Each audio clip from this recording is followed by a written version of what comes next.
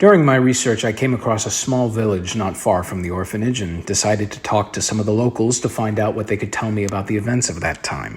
At first, I was very surprised how extraordinarily cooperative and well-structured this community seemed. People know each other, help each other, and living together seemed extremely harmonious.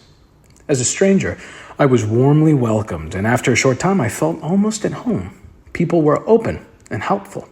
There was no sign of skepticism or even hostility towards a stranger. Even when I inquired about the orphanage, the people were open and eager to provide information. They told me about the things I had already found out, about the events that were supposed to have happened there at that time. Some of them even expressed their displeasure that this building had not been torn down long ago. Thus, it would probably come to more accidents. Mainly young people from the area would access the building, and the rumors about the haunting would continue to attract people who would get lost and leave their garbage behind.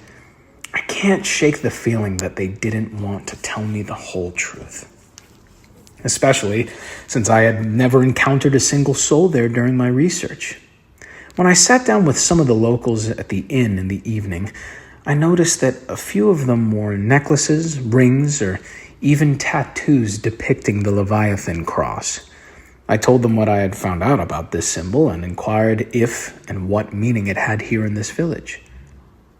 From that moment on, the mood seemed to tip. They suddenly evaded my questions. They seemed to be hiding something. Some left the inn under a pretext, and I had the impression that the hospitality would give way to increasing caginess. I decided to say goodbye and go to the hotel. When I awoke the next morning, I found a dead rat outside my door. It may have been a coincidence, but I can't shake the feeling that they were trying to tell me something. Snoopers, rats, are not welcome. I decided to interrupt my research for the time being and go home.